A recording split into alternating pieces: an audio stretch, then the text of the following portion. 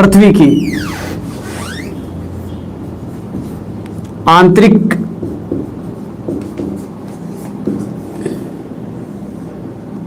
व बाह्य शक्तियां।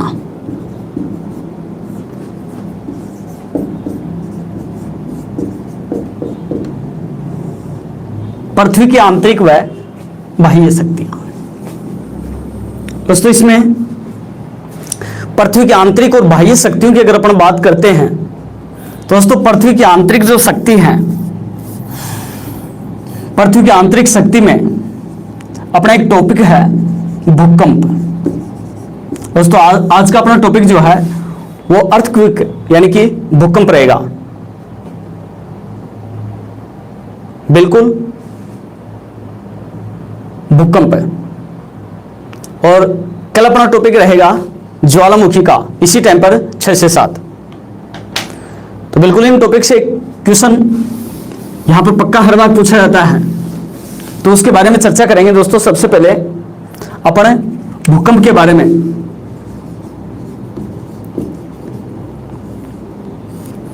हाँ दोस्तों भूकंप की अगर परिभाषा देखी जाए तो एकदम से सरल परिभाषा पृथ्वी में होने वाले कंपन को, पृथ्वी में होने वाले कंपन को भूकंप कहा जाता है।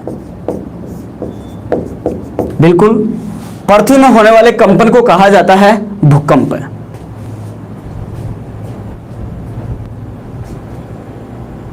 हाँ दोबारा से देखेंगे किसको कहते हैं भूकंप। तो एक लाइन में प्रश्न आ जाए तो उसका आंसर होगा पृथ्वी में होने वाले कंपन को भूकंप कहा जाता है। बिल्कुल दोस्तों अगर प्रश्न आ जाए कि भूकंप आने के कारण क्या है, कि अर्थात क्यों आता है भूकंप, कैसे आ पाता है, तो मैं आपको बता देता हूं भूकंप आने के मुख्य कारण।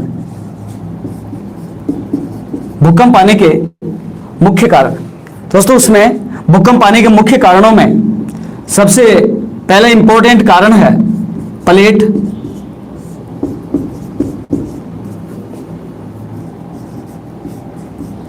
विवर्तनिकी। प्लेट विवर्तन या प्लेट विवर्तनिकी के कारण जो है वो भूकंप आता है। हाँ प्लेट विवर्तनिकी के कारण भूकंप आता है। दोस्तों हमारे पृथ्वी के आंतरिक भाग में प्लेटों से बना हुआ है। हाँ बिल्कुल इसको आयुष जी बिल्कुल इसको प्लेटों का खिसकाव कह सकते हैं। तो प्लेटों में जो हलचल होती है उसको प्लेटों का खिसकाव या प्लेट विवर्तनिकी कहा जाता है। दोस्तों प्लेट विवर्तनिकी के कारण है, प्लेट विवर्तनिकी के कारण भूकंप आता है। दोस्तों दूसरा कारण भूकंप आने का है जल भराव। जल भराव के कारण दोस्तों भूकंप आने की संभावना होती है। बिल्कुल प्लेटों का अपने स्थान से खिसक जाना, बिल्कुल अंकिता जी, हाँ जिसके कारण भूकंप आता है। जल भराव के कारण भूकंप आता है। जैसे अपन बात करें महाराष्ट्र में हितेश जी पुरानी बातें हैं, बिल्कुल हाँ बात करें अपने महाराष्ट्र में, तो दोस्तों महाराष्ट्र में बत्सा नाम के स्थान पर जो भूकंप आया उसका मुख्य कारण बत्सा बांध जो है महाराष्ट्र में, उसको मुख्य उत्तरदायी ठहराया गया। बिल्कुल हाँ बिल्कुल बांध के कारण। पृथ्वी पर सबसे ज्यादा जो भूकंप हैं वो परिप्रशांत महासागरीय मेखला में आते हैं। उसके ये दोनों कारण हैं, जल भराव भी है वहां पर और प्लेट विवर्तनिकी भी है वहां पर। बिल्कुल उसको एक कारण है ज्वालामुखी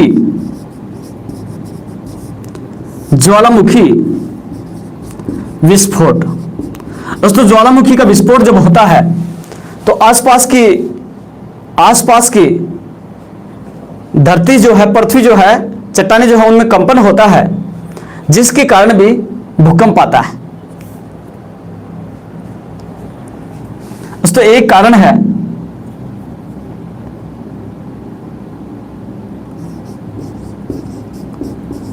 परमाणु परीक्षण।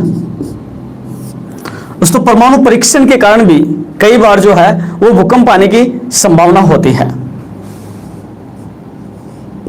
दोस्तों खनन क्रिया के कारण, खनन के कारण जो है,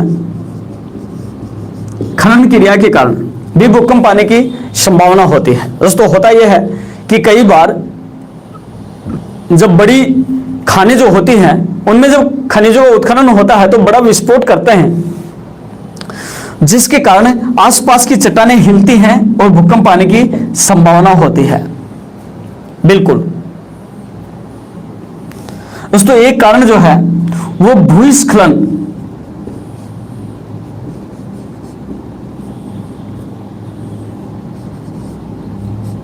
भूस्खलन, भूकंप आने का एक कारण भूस्खलन भी है।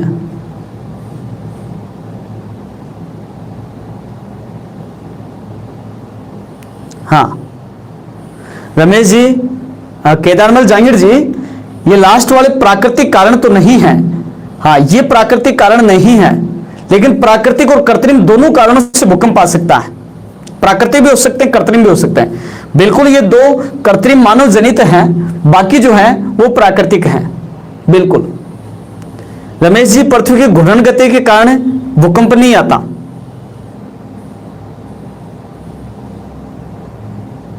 हाँ बिल्कुल, चौथा और पांचवा कारण जो है वो मानव जनित हो सकता है। बिल्कुल मानव जनित है, ये मानव द्वारा। बिल्कुल। अच्छा दोस्तों ये भूकंप आने के कारण है, 6 कारण यहां पर मैंने दिए हैं आपको, एक बार दोबारा से देख लेंगे। प्लेट विवर्तनी की जो सबसे इंपॉर्टेंट कारक है, जल भराव है, ज्वालामुखी विस्फोट है, परमाणु परीक्षण है, खनन क्रिया है और भूस्खलन जो है, जिसके कारण आसपास की चट्टानों में कंपन होता है और परिणाम स्वरूप भूकंप आने की संभावना होती है। बिल्कुल। हाँ तो उसके बाद में अपन बात करते हैं भूकंप के प्रकार, कि आखिर भूकंप के प्रकार कौन कौन से होते हैं।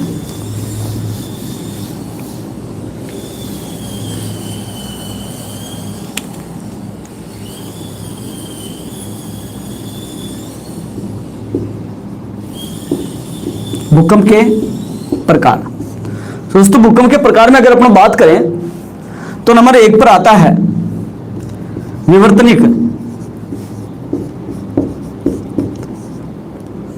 विवर्तनिक भूकंप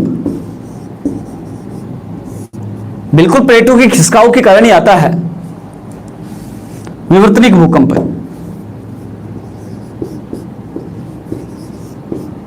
भ्रंश मूलक, भ्रंश मूलक भूकंप एक भूकंप है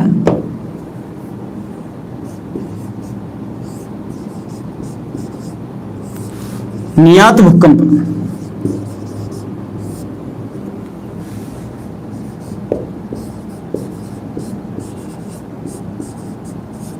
और एक होता है ज्वालामुखी भूकंप। दोस्तों ये भूकंप के कारण है, भूकंप के प्रकार है। विवर्तनिक भूकंप जो है दोस्तों ये चट्टानों के हलचल के कारण आता है। बिल्कुल केदारनाथ जी, सारी चीजें बताऊंगा मैं आपको। पहले एक बार क्रम से इन चीजों को पढ़ेंगे, तब पढ़ने में समझने मजा आएगा।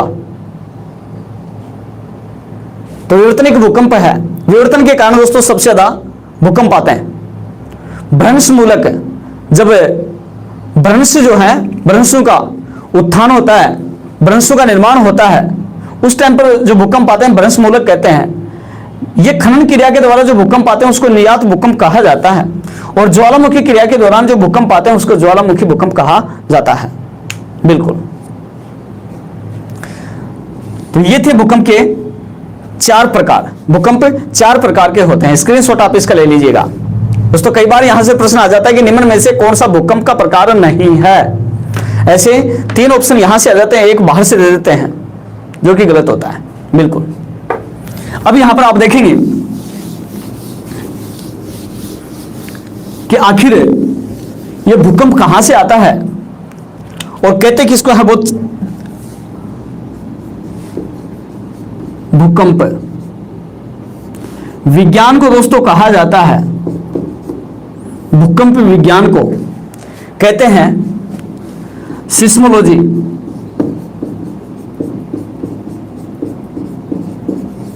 भूकंप विज्ञान को कहते हैं सिस्मोलॉजी, बिल्कुल सिस्मोलॉजी कहते हैं भूकंप विज्ञान।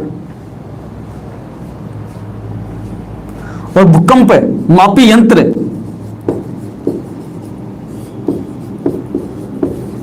भूकंप मापी जो यंत्र होता है उसको कहते हैं सिस्मोग्राफ।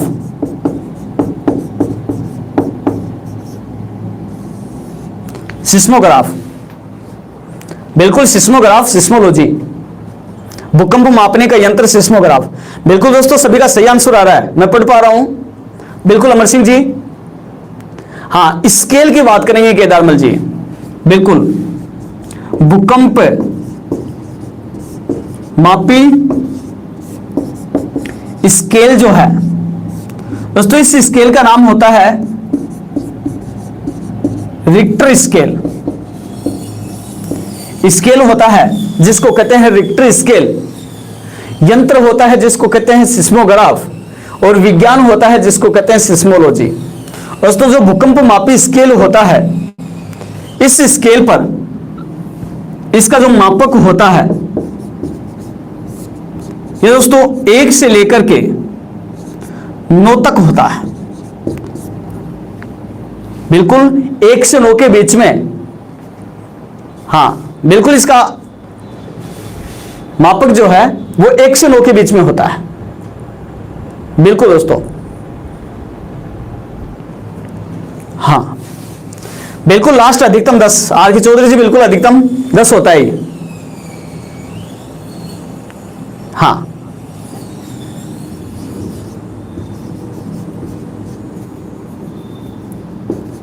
भूकंप की आघात तीव्रता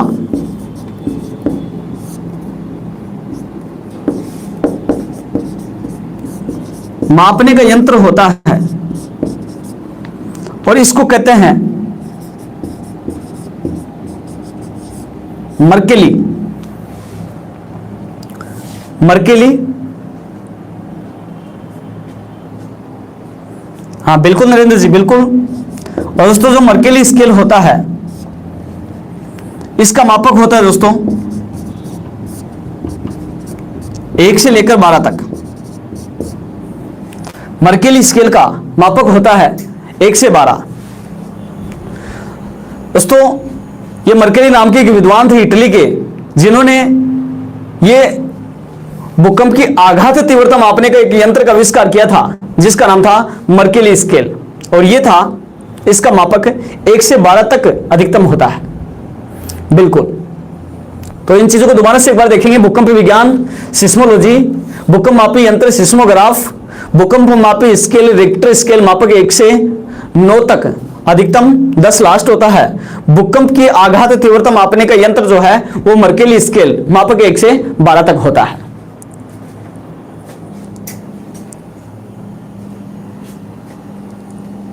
हाँ दोस्तों देखते हैं आगे।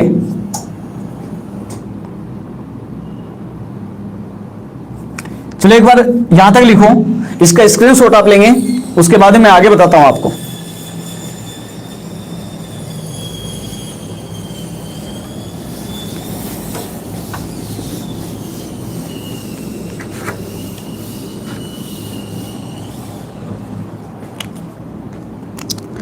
दोस्तों उसके बाद में अपन बात करते हैं भूकंप का उद्गम। दोस्तों जो भूकंप का उद्गम होता है उसको कहा जाता है, भूकंप के उद्गम को कहते हैं भूकंप मूल, या दोस्तों इसी को कहा जाता है अभिकेंद्र। अभिकेंद्र या दोस्तों अंग्रेजी में इसको कहते हैं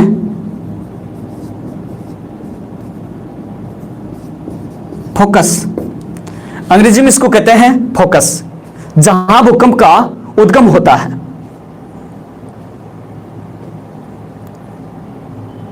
वाईटी एक्सपेरिमेंट्स, बिल्कुल थैंक यू आपको। बिल्कुल इसको पढ़ेंगे और सबके लास्ट में बताएंगे मुझे। बिल्कुल लास्ट तक जुड़े रहिए और लास्ट तक इस चीज को पढ़िए और सबके लास्ट में बताइए कि कैसा लगा आपको पूरा टॉपिक। बिल्कुल दोस्तों, भूकंप का उद्गम की अगर मैं बात करूं तो ये भूकंप का जो उद्गम होता है दोस्तों, ये स्थल मंडल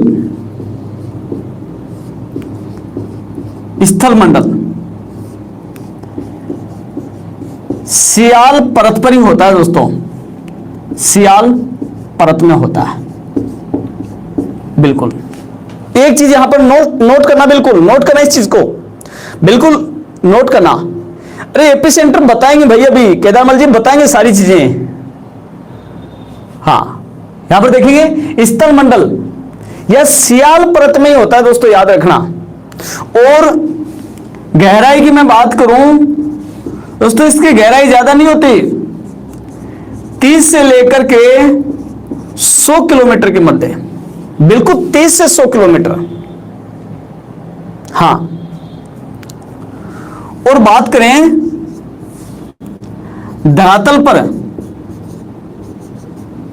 धरातल पर सर्वप्रथम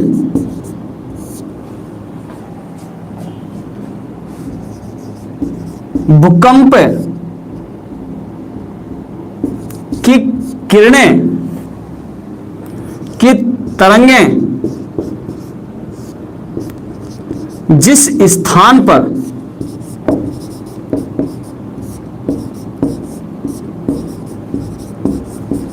महसूस होती हैं दोस्तों, उसको कहते हैं एपिसेंटर। भूकंप का अधिकेंद्र, उसको कहते हैं भूकंप का अधिकेंद्र या एपिसेंटर।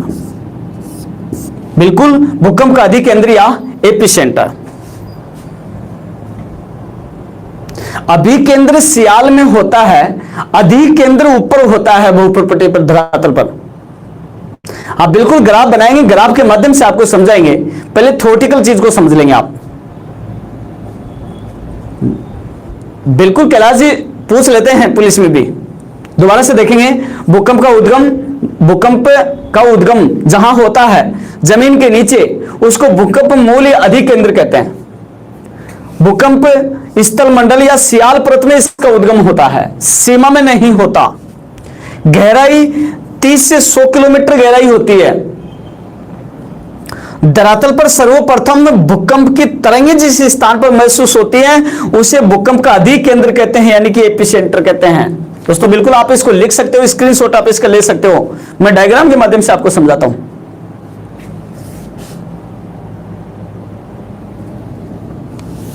बिल्कुल।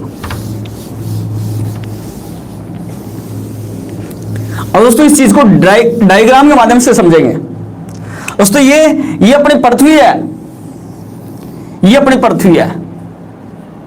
हाँ दोस्तों ये अपनी पृथ्वी है, और पृथ्वी के अगर मैं बात करूं ऊपरी भाग को, अधिकतम 200 किलोमीटर का जो दायरा एरिया है उसको दोस्तों स्थल मंडल कहते हैं। ये स्थल मंडल है, ऊपरी जो भाग है स्थल मंडल, ये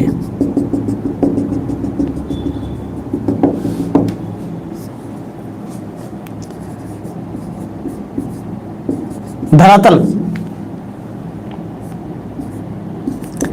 स्थल मंडल। हां अब यहां पर दोस्तों जहां पर यह भूकंप का उद्गम होता है, जैसे यहां पर भूकंप का उद्गम हो रहा है, सबसे पहले भूकंप का उद्गम हो रहा है दोस्तों, यह कहलाएगा जहां पर भूकंप का उद्गम होता है धरातल में 30 से 100 किलोमीटर की गहराई तक भूकंप का उद्गम होता है। जहां भूकंप का उद्गम होता है दोस्तों इसको कहते हैं भूकंप अभिकेंद्र, अभिकेंद्र या दोस्तों इसी को कहते हैं भूकंप मूल, भूकंप मूल कहते हैं इसको, उत्पत्ति केंद्र कहते हैं इसको, उत्पत्ति केंद्र। हाँ बिल्कुल, बताएंगे कैलाश जी सर्वाधिक भूकंप कहां आते हैं, पहले इस चीज को समझ लीजिएगा आप। हाँ बिल्कुल अभिकेंद्र, एमआर कलवा जी बिल्कुल अभिकेंद्र इसको कहेंगे। यहां से तरंगें उठती हैं और विभिन्न दिशाओं में जाती हैं। जैसे सबसे पहले आपको पता होगा कि 90 डिग्री के कोण पर सबसे पहले पहुंचेंगी, ऊपर सबसे पहले यहां पर पहुंचेंगी तरंगे, बिल्कुल उसके बाद में विभिन्न दिशाओं में जाएंगी, उसके बाद में विभिन्न दिशाओं में जाएंगी, लेकिन सबसे पहले ठीक 90 डिग्री के केंद्र पर, सबसे ऊपर 90 डिग्री के केंद्र में, और यहां पर जहां ये सबसे पहले अंकित की जाती हैं उसको दोस्तों नाम दिया जाता है भूकंप अधिकेंद्र, भूकंप अधिकेंद्र। दोस्तों इंग्लिश नाम इसका आता है एपिसेंटर, और दोस्तों इसका नाम आता है फोकस। बिल्कुल इस चीज को आप इंगित करेंगे।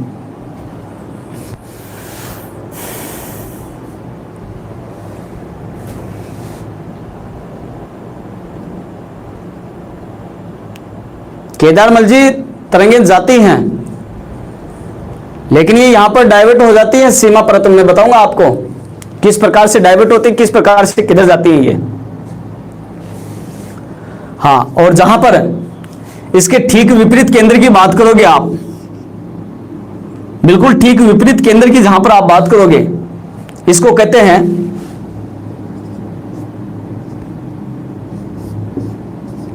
एंटीपोडल सेंटर, और ये होता है उद्गम के ठीक विपरीत, उद्गम के ठीक विपरीत होता है ये अधिकेंद्र के ठीक विपरीत जो केंद्र होता है जिसको एंटीपोडल सेंटर कहते हैं। बिल्कुल अंकित करेंगे इस चीज को आप।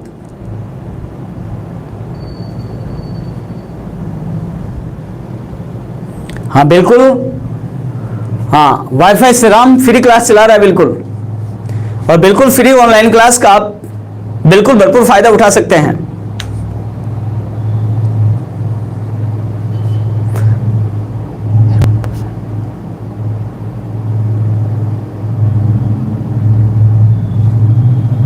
हाँ बिल्कुल, आयुष जी बाबू क्या पूछ रहे हो आप? सर पृथ्वी के किस भाग में सबसे ज्यादा भूकंप आते हैं? हाँ, यहां पर स्थल भाग की बात करूं और अगर किसी क्षेत्र की बात करोगे तो परिप्रशांत महासागरीय मेखला में आपको बताऊंगा आगे। बिल्कुल, तो इन तीन चीजों को अंकित करेंगे यहां पर, भूकंप अधिकेंद्र, भूकंप अभिकेंद्र, एपिपोडल सेंटर, एंटीपोडल सेंटर। बिल्कुल इन तीन चीजों को इंगित करेंगे यहां पर। जहां उद्गम होता है उसको भूकंप अभिकेंद्र कहते हैं, और जहां सबसे पहले अंकन होता है भूकंप अधिकेंद्र कहते हैं, और इसका ठीक विपरीत जो केंद्र होता है उसको एंटीपोडल सेंटर कहा जाता है। बिल्कुल, तो देखते हैं आगे। अब दोस्तों यहां पर क्या होता है कि यह भूकंप जहां से स्टार्ट होता है, जहां से भूकंप की तरंगें उत्पन्न होती हैं, तो मैं आपको बता देता हूं दोस्तों, ये तरंगें जो है ऊर्जा के कारण, ऊर्जा के कारण भूकंप की तरंगें, ऊर्जा के कारण भूकंप की तरंगें उत्पन्न होती हैं। तो एक बार दोबारा से देखेंगे किसके कारण उत्पन्न होती हैं, तो ऊर्जा के कारण उत्पन्न होती हैं। जैसे मान लो कि दो प्लेटों में घर्षण हो रहा है, दो प्लेटों में घर्षण हो रहा है, घर्षण के कारण जो ऊर्जा उत्पन्न होगी जिसके परिणाम स्वरूप पदार्थ गर्म होगा, और गर्म होकर के हाँ हल्का होकर के और वो फैलेगा, फिर जैसे ठंडा होगा सिकुड़ेगा, इस प्रकार से उसमें तरंगें उत्पन्न हो जाएंगी। और ये भूकंप की जो तरंगें हैं दोस्तों तीन प्रकार की होती हैं। भूकंप की तरंगें ये तीन प्रकार की होती हैं दोस्तों। तीन प्रकार की होती हैं। कौन कौन सी होंगी? नंबर 1 पी तरंग, नंबर 2 एस तरंग, और नंबर 3 एल तरंग। दोस्तों इस प्रकार से तीन प्रकार की तरंगें होती हैं। पी एस एल, बिल्कुल अंकिता जी, बिल्कुल P S L. Vijay ji बिल्कुल पी एस एल, बिल्कुल वेव इनको कह सकते हैं। हाँ वैभव सिंह जी बिल्कुल वेव कह सकते हैं।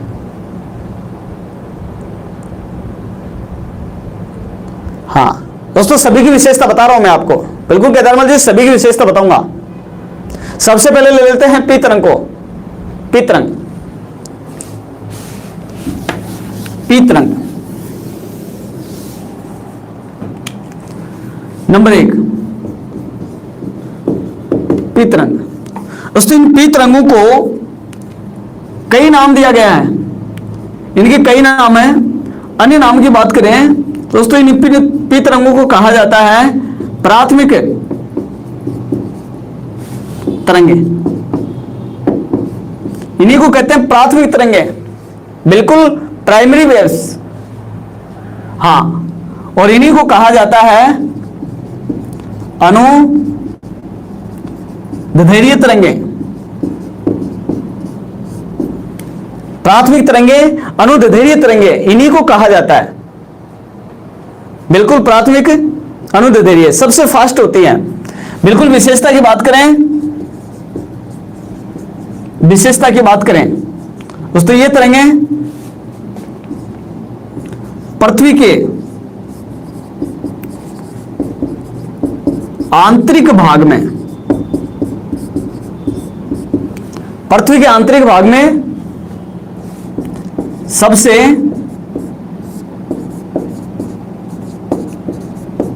खतरनाक होती हैं। बिल्कुल दोस्तों यहां पर एक चीज को आप इंगित करेंगे, अगर पृथ्वी के आंतरिक भाग की बात करोगे तो पी खतरनाक होती है, और यदि धरातल की बात करोगे तो दोस्तों फिर एल खतरनाक होती है। दोबारा से इसको देखना, पृथ्वी के आंतरिक भाग की बात करोगे तो पी खतरनाक होती है, धरातल की बात करोगे तो एल खतरनाक होती है। धरातल पर सबसे ज्यादा एल नुकसान पहुंचाती है, जबकि पृथ्वी के आंतरिक भाग में सबसे ज्यादा पी नुकसान पहुंचाती है, क्योंकि पी तरंग के कारण पदार्थ में संकुचन सबसे ज्यादा, संकुचन और फैलाव सबसे ज्यादा होता है। ये सबसे ज्यादा चट्टानों पर सबसे ज्यादा दबाव डालती है, जिसके कारण पृथ्वी के आंतरिक भाग में सबसे ज्यादा खतरा, सबसे ज्यादा हलचल जो है वो इसी तरंगों के कारण होती है। बिल्कुल ये पृथ्वी के धरातल पर सबसे पहले पहुंचती है। धरातल पर, धरातल पर सर्वप्रथम पहुंचती है, सबसे पहले पहुंचती है। ये धरातल पर सबसे पहले पहुंचती है। बिल्कुल दोस्तों इसकी गति, इसकी गति और गति जो है वो 8 सेकंड, सॉरी 8 किलोमीटर, 8 किलोमीटर प्रति सेकंड इसकी गति सर्वाधिक होती है दोस्तों। सबसे तेज होती है इसकी गति, सबसे तेज 8 किलोमीटर प्रति घंटा। हाँ अंकिता जी, अनुदैर्ध्य का मतलब होता है लंबवत, इनकी गति जो है वो लंबवत होती है दोस्तों। लंबवत का मतलब होता है बिल्कुल सीधा, बिल्कुल लंबवत होती है इनकी गति जो है वो बिल्कुल लंबवत होती है, जिसको कहते हैं अनुदैर्ध्य।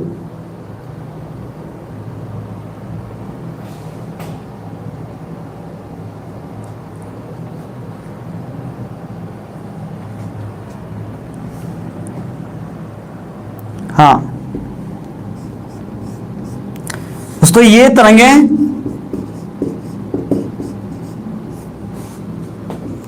ठोस, तरल व गैस तीनों अवस्था से होकर, तीनों अवस्था से होकर गुजर सकती हैं। तीनों अवस्था से बिल्कुल सबसे पहले एपिसेंटर पर पहुंचती है। बिल्कुल रमेश जी, बिल्कुल ये तरंगे ठोस, तरल व गैस तीनों अवस्थाओं से होकर के गुजर सकती हैं।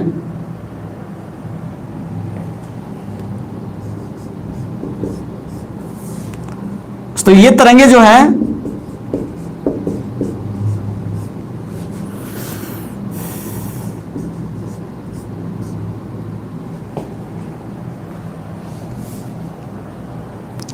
ध्वनि तरंगों की भांति होती हैं।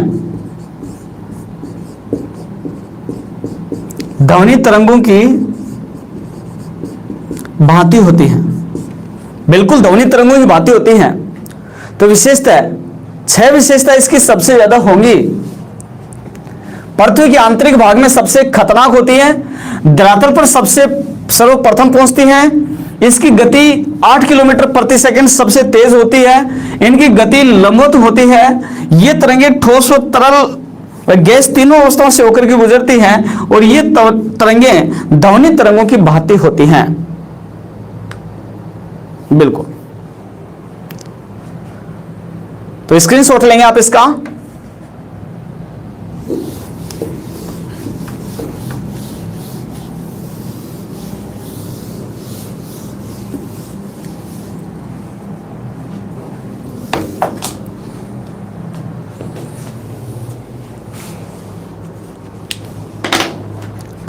दोस्तों, गति के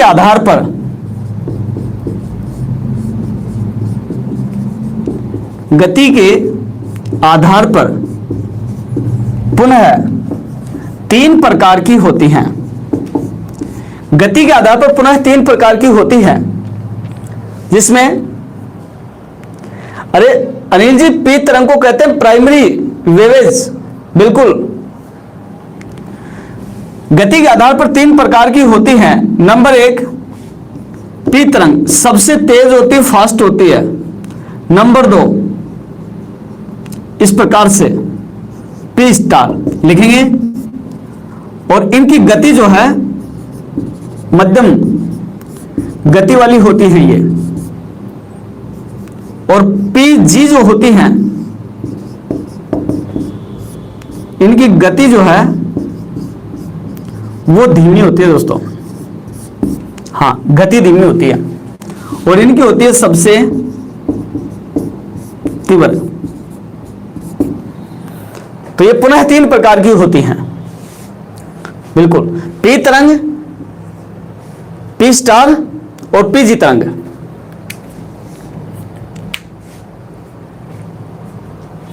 हाँ, उसके बाद में नंबर 2 पर एस तरंग।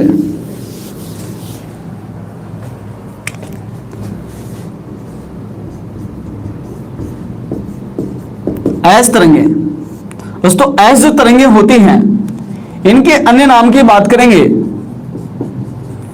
दोस्तों। इनको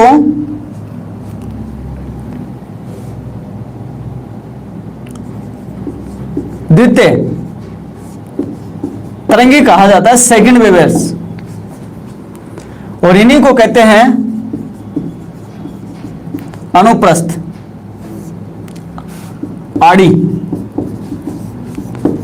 तरंगे। ये आड़ी होती हैं।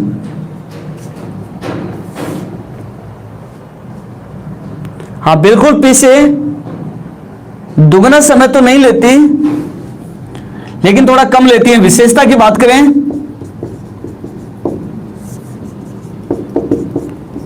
तो पी तरंग के बाद धरातल पर पहुंचती हैं। इनकी गति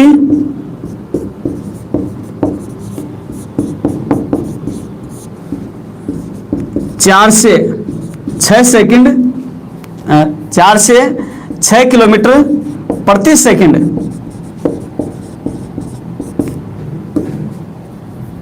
होती है।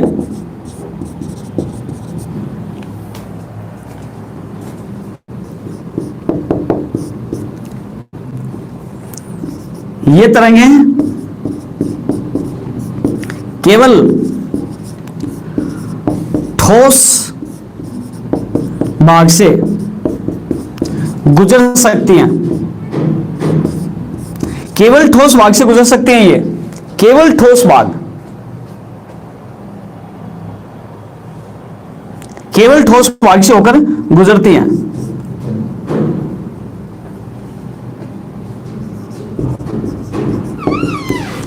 और ये तरंगे जो हैं कम नुकसानदायक हैं। हाँ बिल्कुल, इनकी विशेषता एक बार दोबारा से देखेंगे। पी तरंगे बाद धरातल पर पहुंचती हैं, इनकी गति 4 से 6 किलोमीटर प्रति सेकंड होती है। ये तरंगे केवल ठोस भाग से गुजरती हैं, यानी ये तरल में जाकर के लुप्त हो जाएंगी। तरल का मतलब यहां पर देखना दोस्तों आप, तरल का मतलब यहां पर मैं आपको बता देता हूं कि सीमा परत में जाकर के ये लुप्त हो जाएंगी। याद रखना, सीमा परत में जाकर के ये लुप्त हो जाएंगी। बिल्कुल सीमा परत में जाकर के लुप्त हो जाएंगे, क्योंकि तरल भाग से ये तरल भाग से नहीं गुजर सकती। और ये तरंगे बहुत कम नुकसानदायक होती हैं। बिल्कुल दोस्तों, इसकी एक विशेषता और जो वेरी इंपॉर्टेंट है, ये तरंगे प्रकाश या जल तरंगों की भांति होती हैं।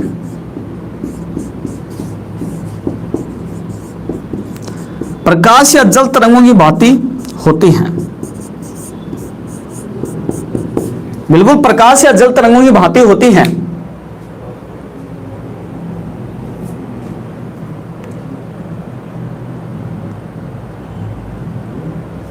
नीरज जी, पी तरंग की सबसे ज्यादा गति जो है वो ठोस भाग में होती है। बिल्कुल अनिल जी यादव, ये सभी जगह आएंगे जहां पर भूकंप आएगा। हाँ बिल्कुल दोस्तों, चलते हैं आगे। दोस्तों ये भी पुनः 3 प्रकार की होती हैं। गति के आधार पर ये भी पुनः 3 प्रकार की होती हैं। सबसे तेज होती है एस तरंग, मंद गति की, मध्यम गति की होती है एस स्टार तरंग, और सबसे कम गति की होती है एस जी तरंग। इसकी गति जो है वो निम्न होती है। बिल्कुल फास्ट, मध्यम, निम्न, 3 प्रकार की। उसके बाद में बात करते हैं नंबर 3 एल तरंगों की।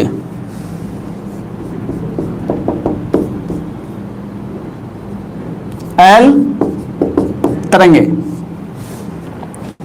दोस्तों इसको कहते हैं, अन्य नाम की बात करेंगे दोस्तों, इन्हीं को कहते हैं धरातलीय तरंगे।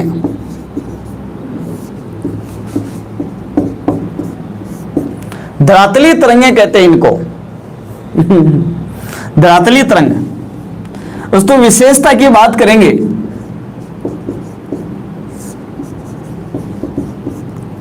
तो ये धरातल पर सबसे अंत में पहुंचती हैं, सबके लास्ट में पहुंचेंगी। एल फॉर लास्ट, अंतिम तरंगे हैं ये। लेकिन धरातल पर सर्वाधिक विनाशकारी होते हैं दोस्तों। धरातल पर सबसे ज्यादा विनाशकारी होती हैं, सबसे ज्यादा विनाश करती हैं, सबसे ज्यादा नुकसान पहुंचाते हैं धरातल पर, सबसे खतरनाक होते हैं। बिल्कुल अंकिता जी, धरातल पर सबसे ज्यादा खतरनाक होते हैं और सबसे लंबी दूरी तय करती हैं दोस्तों।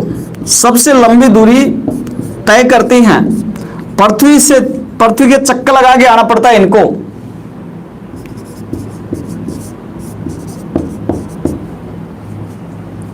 और ये ठोस वह तरल अवस्था से होकर गुजर सकती हैं।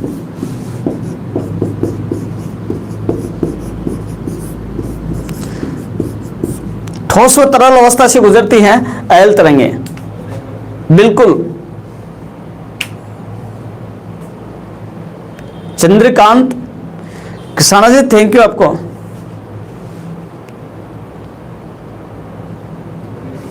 गति की बात करें अंकिता जी, इसकी गति होती है 3 से 4 किलोमीटर प्रति सेकंड। धीमी गति होती है इसकी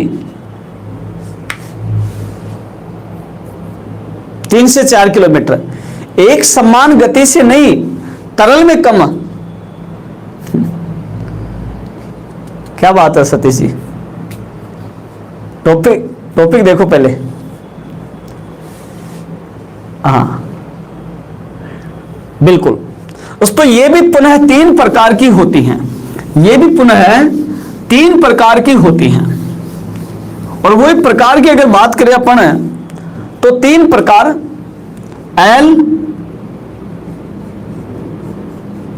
एल स्टार और एल जी, इस प्रकार से तेज, मध्यम और निम्न गति होती है। बिल्कुल। अब दोस्तों यहां पर एक चीज और जो सबसे ज्यादा एग्जाम में पूछी जा रही है वो है भूकंप का छाया क्षेत्र। दोस्तों इस चीज को भी मैं आपको समझा देता हूं। भूकंप का छाया क्षेत्र की बात करें दोस्तों, भूकंप का छाया क्षेत्र उसको कहते हैं जहां भूकंप की तरंगों का अंकन नहीं होता। जहां भूकंप की तरंगों का अंकन नहीं होता उसको भूकंप का छाया क्षेत्र कहते हैं दोस्तों। बिल्कुल। दोबारा से देखें आप कि जहां भूकंप की तरंगों का अंकन नहीं होता उसको भूकंप का छाया क्षेत्र कहते हैं। दोस्तों दो तरंगे जो हैं P और S भूकंप का छाया क्षेत्र का निर्माण करती हैं। और कैसे छाया क्षेत्र होता है देखते हैं। हाँ बिल्कुल दोस्तों, सबसे पहले मैं आपको बता देता हूं P तरंगों का छाया क्षेत्र, P तरंग का छाया क्षेत्र, P तरंग का छाया क्षेत्र। दोस्तों ये अपनी पृथ्वी है और पृथ्वी में 3 परतें होती हैं, सियाल, सीमा और निफे। दोस्तों इसमें भूकंप जो है वो उत्पन्न होता है सियाल में, मैंने आपको पहले बता दिया था। यहां से जैसे ये तरंगे जाती हैं ठोस भाग में, तरंगे जो है वो सीधी चलती हैं इस प्रकार से। लेकिन ठोस भाग में तो ये सीधी चलती हैं, लेकिन दोस्तों अगर बात करें तरल में तो सीमा परत जो है वो तरल अवस्था में है। तरल अवस्था में ये जो है वो थोड़ी सी इस प्रकार से ये तरंगे थोड़ी सी डगमगा जाती हैं। हाँ लेकिन ठोस भाग में जाते हैं फिर से ये सीधी हो जाती है और फिर तरल में जाकर के फिर ये इस प्रकार से डगमगा जाती है ऐसे। दोस्तों इसलिए P तरंगों में क्या होता है, ये 105 डिग्री से लेकर के 145 डिग्री और इधर भी 105 डिग्री से लेकर के 145 डिग्री के बीच में ये भूकंप की तरंगे यहां पर नहीं पहुंच पाती। 145 से 145, 105 से 145, 105 डिग्री से 145 डिग्री के बीच में, 105 डिग्री से 145 डिग्री के बीच में यहां पर भूकंप की किरणें नहीं पहुंच पाती, जिसको कहते हैं भूकंप का छाया क्षेत्र। ये दोनों साइड में होगा दोस्तों, इधर भी है और इधर भी। उसके बाद में दोस्तों बात करते हैं एस तरंग का छाया क्षेत्र।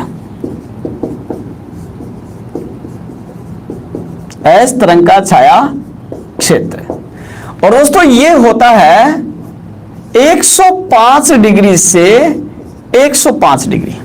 कैसे होता है देखते हैं। तो ये अपनी पृथ्वी, और पृथ्वी में ये 3 परतें। यहां भूकंप का उद्गम होता है जैसे सियाल में, तो यहां से ये तरंगें सीधी जाती हैं। लेकिन मैंने आपको बताया है कि ऐसे जो तरंगें होती हैं, ऐसे जो तरंगें होती हैं, ये तरल पदार्थ में जाकर के लुप्त हो जाते, केवल ठोस भाग से गुजर सकती हैं।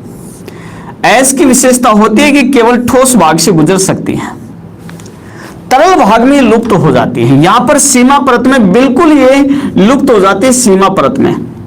इसलिए दोस्तों इनका जो छाया क्षेत्र है वो 105 डिग्री से 105 डिग्री के मध्य में, 105 डिग्री से 105 डिग्री के मध्य, बिल्कुल।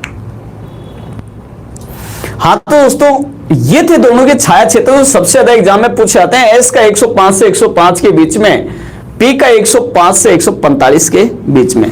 स्क्रीनशॉट आप इसका लेंगे।